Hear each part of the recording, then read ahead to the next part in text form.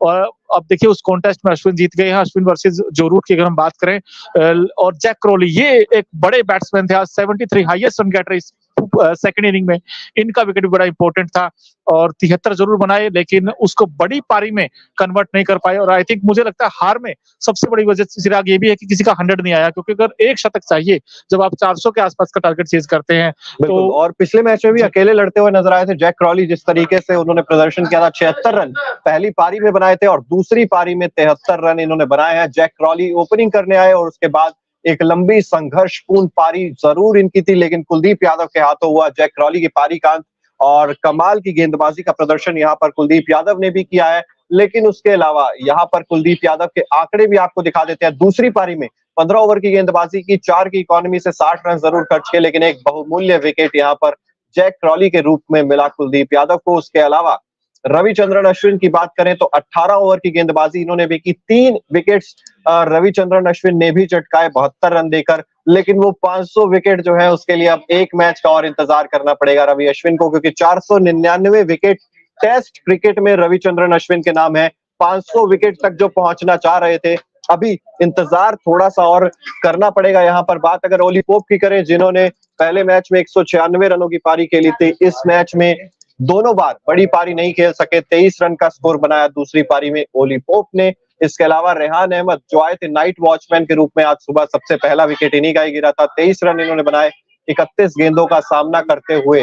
बात अगर करें कप्तान बेन स्टोक्स की, 11 रन 29 गेंदें। जब तक बेन स्टोक्स खड़े थे इंग्लैंड की उम्मीदें जिंदा थी, लेकिन रन आउट एक वो आखिरी चीज होती है किसी भी बल्लेबाज के लिए कि मैं रन आउट नहीं होना चाहता, और आज बेन स्टोक्स के साथ तो वही हुआ। Monu, credit I think Shreyas Iyer को देना पड़ेगा, क्योंकि अय्यर ने वाकई बड़ा शानदार थ्रो किया और वो रन आउट हुए और आई थिंक वो विकेट अगर मैं कहूं तो अय्यर का ही विकेट था, बिकॉज अय्यर जिस तरह की फील्डिंग की, उन्होंने कैचेस भी अच्छे पकड़े हैं। अगर आप पहली इनिंग में देखोगे तो उल्टा भाग के वो कैच पकड़ा था, इस बार वो रन आउट किया था और इसीलिए फील्डिंग आपको मैच जिताती है और ये साबित हुआ। लेकिन जसप्रीत बुमराह हम आपको दिखा रहे हैं कि पिछली फर्स्ट इनिंग के हीरो थे, 6 विकेट निकाले और यहाँ 3 विकेट, यानी कि पूरे मैच में 9 विकेट उनको मिले हैं। 17.2 ओवर की गेंदबाजी की, 46 रन दिए, 3 विकेट झटके, कमाल की गेंदबाजी की है उन्होंने। और इसके अलावा देखिए दूसरे एंड से उनको उस तरीके का साथ नहीं मिला, जो सेकंड पेसर थे मुकेश कुमार, वो उस तरीके काबिलियत नहीं दिखा पाए इस मैच में। हालांकि उनको 1 विकेट मिला सिर्फ इस पूरे मैच में। लेकिन इंग्लैंड की बैटिंग की हम बात करते हैं, जॉनी बेस्टो, इनसे बड़ी उम्मीदें थी, तेज खेलते थे, लेकिन ये सेट होने के बाद आउट हुए। और इसके अलावा बेन स्टोक्स, अब विकेट कीपिंग इनकी काबिल तारीफ है, लेकिन बैटिंग में अभी भी कुछ वीक लिंक्स हैं इनकी बैटिंग में। 36 बनाए, 69 गेंदों का सामना किया और बैन डेकेट का जो विकेट था कल 28 जरूर बनाए, लेकिन बैन डेकेट से बड़ी पारी की उम्मीद थी, वो नहीं खेल पाए। अश्विन ने इनका विकेट निकाला, लेकिन ओली पोप पहले मैच के हीरो थे, बड़ी उम्मीदें थी कि सेकंड मैच में फिर से वैसा अटैक स्टार्ट देंगे, लेकिन नहीं दे पाए चिराग। बिल्कुल वैसा स्टार्ट भी नहीं दे पाए बोनू, और जिस तरीके से ओली पोप से ज्यादा उम्मीदें रखी जाती है, क्योंकि पिछला मैच ओली पोप के वो 196 रन अगर नहीं होते तो शायद इंग्लैंड वो वाला मैच भी आराम से हार जाता। लेकिन वो कहते हैं ना कि हर दिन मंगलवार नहीं होता, तो हर दिन ओली पोप का बल्ला चलेगा, ये उम्मीद अगर इंग्लैंड कर रही है तो शायद ये उनकी कमी रही है। और बेसबॉल के खिलाफ ये सबसे बड़ी जंग हम इसलिए बात कर रहे हैं क्योंकि इंग्लैंड, चाहे वो पहली गेंद खेल रहे थे, चाहे वो 9 विकेट गिरने के बाद आखिरी गेंद खेल रहे थे, तरीका वही था। बेसबॉल वर्सेस टीम इंडिया का ये मुकाबला था। मोनू, पिछले मुकाबले में जीत जरूर मिली इंग्लैंड को, लेकिन क्या इस मैच में औंधे मुंह गिरा है बेसबॉल? बिल्कुल आप कह सकते हैं, लेकिन ये भी नहीं कह सकते कि टोटली के औंधे मुंह ही गिरा, क्योंकि आप रन रेट देखोगे सेकंड इनिंग में वो अच्छी रन रेट है, 4.5-5 रन के एवरेज रन बनाए। मतलब मोनू, जब आप मैच नहीं, अगर आप 3 की रन रेट से भी अगर आप कल 5वें दिन जाकर मैच जीत जाते, वो चीज बढ़िया थी। आप 5 की रन रेट से रन बना के मैच हार रहे हो। नहीं, एक चीज ये भी है ना कि उनको वो मन बना के आए थे कि हमें डिफेंसिव नहीं खेलना है, हमें अटैकिंग क्रिकेट ही खेलनी है। वो माइंडसेट में क्लैरिटी थी। अगर आप जो रूट को देखोगे तो पहले से ही आ गए थे, वो गेंद कैसा भी आए वो मारने के लिए आए थे, वो स्टेप आउट करने के लिए। सो आई थिंक इनकी ये सोच है, नई सोच आई है। अब ये नई सोच कुछ कई इस बार काम भी किया है, लेकिन अब एक मैच से आप ये भी नहीं कह सकते कि यार इनका बेसबॉल जो है वो टोटली फेल हो गया है, क्योंकि आपने 5 सीरीज लास्ट देखोगे तो हार नहीं हुई इस टीम की, ये जीते हैं। अब 2 हारे हैं, ये एक मैच हारे हैं, सॉरी, लेकिन अगले मैच में हो सकता है यूटिलाइज कर ले बेसबॉल को और अच्छे से जीत भी जाए। बिल्कुल, अब डिपेंडेंसी रहेगी, क्योंकि पिच पर भी बहुत सारे सवाल उठाए जा रहे थे, किस तरीके की पिच तैयार करनी चाहिए।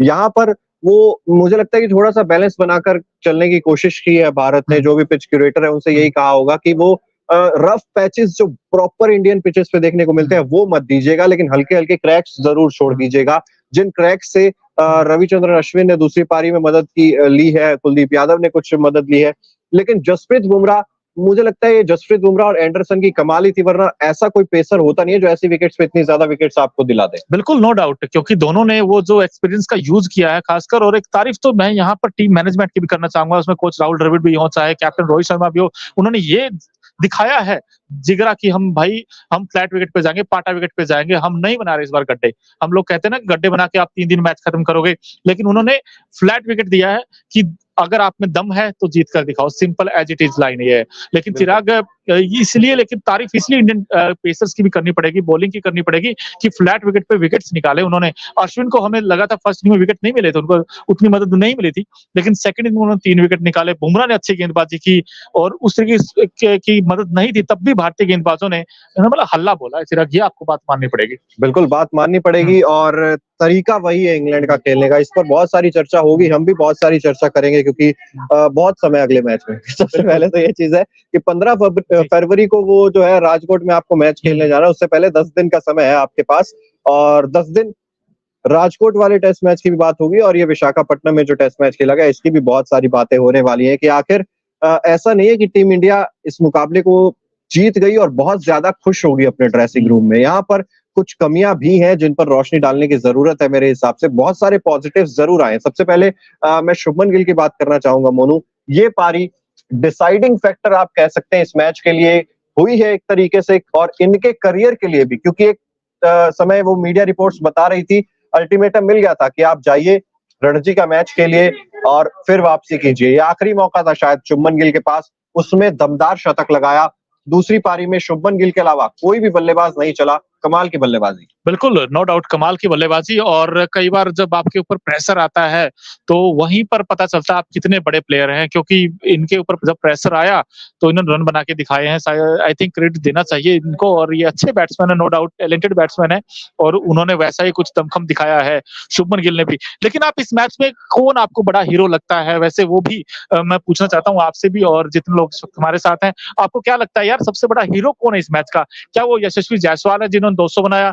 क्या वो जसप्रीत बुमराह जिन्होंने 6 विकेट झटके? क्योंकि अगर उनके 6 विकेट नहीं आते, 9 विकेट पूरे मैच में लिए हैं। बिल्कुल आपने सही याद दिलाया, 3 विकेट इस इनिंग में लिए हैं, तो 9 विकेट क्या बुमराह या जायसवाल या फिर शुभमन गिल? क्योंकि शुभमन गिल की भी डिसाइडिंग फैक्टर रही थी ये इनिंग, क्योंकि ये 100 नहीं आता तो आप सोचिए 104 बनाए इंडिया, कितने से जीता है? 106 से जीता है, सिर्फ 2 रन का ही तो मार्जिन है। सो आई थिंक ये भी आपको देखना पड़ेगा। और तीसरी चीज, क्या अय्यर तीसरा मैच आपको लगता खेलेंगे? क्योंकि उनका, आपने ना बहुत सारे सवाल दाग दिए मेरे ऊपर एक साथ, एक एक करके मैं चाहता हूँ कि आप पहले तो मुझे ये बताइए मैच का हीरो कौन है आपके पॉइंट ऑफ व्यू से? देखिए, मेरे पॉइंट ऑफ व्यू से मैच का हीरो आप वो कह सकते हैं कि यशस्वी जायसवाल थोड़े से मेरे हिसाब से रेस में आगे चलेंगे, क्योंकि पहली पारी जहां पर टीम इंडिया ने 396 बनाए थे, वहां पर जो दूसरा हाईएस्ट स्कोर था किसी बल्लेबाज का वो शुभमन गिल का था, 34 रन। एक तरफ 209 और उसके बाद सिर्फ 34 रन। इस बात से आप अंदाजा लगा सकते हैं कि यशस्वी जायसवाल की उस पारी की अहमियत क्या है। लेकिन नो डाउट जसप्रीत बुमराह, अगर वो विकेट्स 6 ना होते उनके खाते में तो शायद ये मैच आप तब भी हार सकते थे। तो दोनों इक्वल है यार। मैं तो कहता हूँ कि अगर ट्रॉफी को बीच में से काटा जा सकता है तो आधी इन्हें दे दो, आधी उन्हें दे दो प्लेयर ऑफ द मैच की। यार देखिए, नो डाउट यार, 171 बनाए थे जब जायसवाल ने, तब भी उन्होंने दिल जीता था। हमें लगा था कि यार लंबी रेसा घोड़े है, और अब जो 200 बनाया है वहां से उनका जो टेम्परामेंट है, जो उनके पास स्किल्स है, जो तकनीक है, वो भी हमें पता चली है। लेकिन मैं बुमराह के साथ जाऊंगा, बुमराह के साथ इसलिए क्योंकि हमेशा बैट्समैनों को आप प्रायोरिटी दी जाती है इंडिया में कि यार बैट्समैन ही मैच जिताते हैं, लेकिन गेंदबाज आपको इंपॉर्टेंस वो समझनी चाहिए। क्योंकि जिस तरीके से जो रूट को आउट किया, मैं बार बार कह रहा हूं कि वो जो गेंद डाली थी उन्होंने, उसका कोई जवाब नहीं था जो रूट के पास, क्योंकि वो जो रूट को मजबूर किया कि भाई आप खेलिए, आप ड्राइव लगाइए, तो आउट हुआ, वो एज लगा। और उसके बाद बेन स्टोक्स और ओली पॉप को जो गेंद डाली है, वो 2 मैजिकल डिलीवरी, यार मैं कहता हूं कि इस मैच की सबसे बड़ी वो गेंद थी। क्योंकि उनके क्या नाम है, जो उनके कैप्टन थे बेन स्टोक्स, उनके तो हाथ पांव खुल गए थे। उन्होंने तो इशारा भी किया था कि मुझे समझ नहीं आया कुछ भी, मतलब चारों खाने चित हुए थे। और आई थिंक जो ओली पोप वाली डिलीवरी, चाहे आप कह दें, जिसमें बिल्कुल ही ब्लॉक होल जड़ में गेंद डाली थी, और उसको तो बॉल ऑफ द सेंचुरी भी कहा जा रहा है यार। वो तो मतलब कमाल की वो गेंद थी, उसके तो कोई कंपेयर कर ही नहीं सकते हैं। मैं वही कह रहा हूँ ना कि ये मामला थोड़ा सा ना बैलेंस्ड मामला आपको नजर आएगा, चाहे वो यशस्वी जायसवाल की तरफ आप कह लीजिए या आप जसप्रीत बुमराह की तरफ कह लीजिए। मेरे हिसाब से दोनों इस मैच के इक्वली हीरो मुझे नजर आते हैं। बिल्कुल, और जब फोर्थ इनिंग जब स्टार्ट हुई थी इंग्लैंड की, हर किसी को लगता था 400 यार बनते नहीं है, कभी इतिहास में ऐसा हुआ नहीं है, और अगर हुआ भी है तो मुझे तो याद ही नहीं आता कि यार कोई भी टीम, याद क्या, या आंकड़े है वैसे बाय द वे, कि किसी भी विदेशी टीम ने टीम इंडिया की धरती पर 300 प्लस का टारगेट चेज नहीं किया फोर्थ इनिंग में, और 207 इंग्लैंड ने बनाया है, जो फोर्थ इनिंग में चेज करते हुए दिल्ली बनाया था 1972 की वो बात है। लेकिन उसके बाद तो उन्होंने भी 207 नहीं बनाए थे, लेकिन तारीफ करनी पड़ेगी टीम इंडिया की, जिस तरीके से as a unity bowling performance आया है, अगर उसमें मुकेश कुमार को छोड़ दिया जाए, but apart from that I think everyone doing a wonderful things in this match. I think मुझे ऐसा लगता है सबको क्रेडिट देना चाहिए, चाहे उसमें अक्षर पटेल क्यों ना हो, कुलदीप यादव ने भी वो विकेट लिया है, जैक क्रोली का, और बुमराह तो देखिए टीम इंडिया के लिए सबसे बड़े एक्स फैक्टर साबित हुए बॉलिंग डिपार्टमेंट में।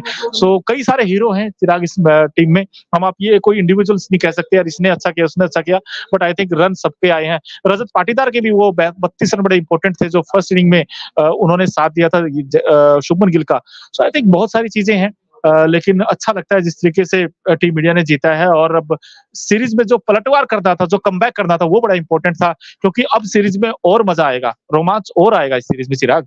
बिल्कुल रोमांच तो आएगा क्योंकि सीरीज 1-1 की बराबरी पर अब है, और देखना दिलचस्प होगा कि किस तरफ ये सीरीज जाने वाली है, क्योंकि इंग्लैंड ने एटलीस्ट फाइट बैक दिखाई है। ऐसा नहीं है कि बिल्कुल ही जैसा हम पिछले कई सालों से देख रहे थे, पिछले 10 सालों से लगभग वो प्योर इंडिया का डोमिनेंस देखने को मिलता था, और वहां पर 2.5 दिन के अंदर मैच खत्म हो जाते थे। लेकिन जिस तरीके से इंग्लैंड ने बल्लेबाजी की है, और पिछली कुछ सीरीज में मोनू हमने देखा भी है कि इंडियन पिचेस पर अगर आप बिल्कुल वो करेंगे ना कि डिफेंस के ऊपर ही ज्यादा भरोसा रखेंगे, तब भी कोई ना कोई गेंद आपको आउट करके चली जाती है। तो यहाँ पर रन्स चलाते रहना आपके लिए जरूरी है, और इसमें अगर बेसबॉल कामयाब नहीं होगा तो फिर कौन होगा। बिल्कुल, इसीलिए तो उन्होंने यूटिलाइज किया है कि भाई देखो, जितना आप इंग्लैंड, इंडिया में क्या है कि इंडिया में आपको अभी, इसलिए तो हमने आजकल टॉपिक्स भी बन रहे हैं कि बैट्सबॉल वर्सेस इंडियन स्पिनर्स, ये वर्सेस ये जो बैटल है ये बड़ी एक्साइटिंग होने वाली है, आगे भी आपको देखने को मिलेगी। ऐसा नहीं कि 2 मैचों में ही, आगे भी आपको जो अगले 3 मैचेस होने वाले, चाहे राजकोट में और रांची में हो, वहां भी आपको देखना पड़ेगा कि यार बैट्सबॉल वर्सेस इंडियन स्पिनर्स वो कैसे टैकल करेंगे इंग्लैंड के बैट्समैन, और खासकर उसमें रियल टेस्ट होने वाला है उनके जितने भी बड़े बड़े बैट्समैन हैं। और यशस्वी जायसवाल देखिए, ये सबसे बड़े हीरो हैं इस मैच के, ये कहना गलत नहीं होगा, क्योंकि 209 बनाए थे उन्होंने, वो जो प्लेटफॉर्म सेट किया था, वो जो टर्न सेट की थी, वो 396 रन में इनका कंट्रीब्यूशन देखिए आप 209 रनों का था, यानी कि तकरीबन 73% रन किसके थे, यशस्वी जायसवाल के थे। तो जहां से टीम इंडिया को 143 की लीड मिली थी, वो बड़ी इंपॉर्टेंट लीड थी। और आपने वैसे तो 190 की लीड पहले मैच में ली थी, लेकिन ये 143 की जो लीड ली थी, इसमें सबसे बड़ा इंपॉर्टेंट रोल किसने प्ले किया है, वो यशस्वी जायसवाल ने किया था। बिल्कुल, यशस्वी जायसवाल की पारी की चर्चा अब बहुत दिनों तक की जाने वाली है, क्योंकि शानदार ये पारी देखने को मिली थी यशस्वी जायसवाल के बल्ले से। लेकिन मोनू वही है ना कि हार के पीछे आपके बहुत सारी चीजें छुपती हुई भी नजर आएंगी, आप उनके बारे में भी बात जरूर करेंगे।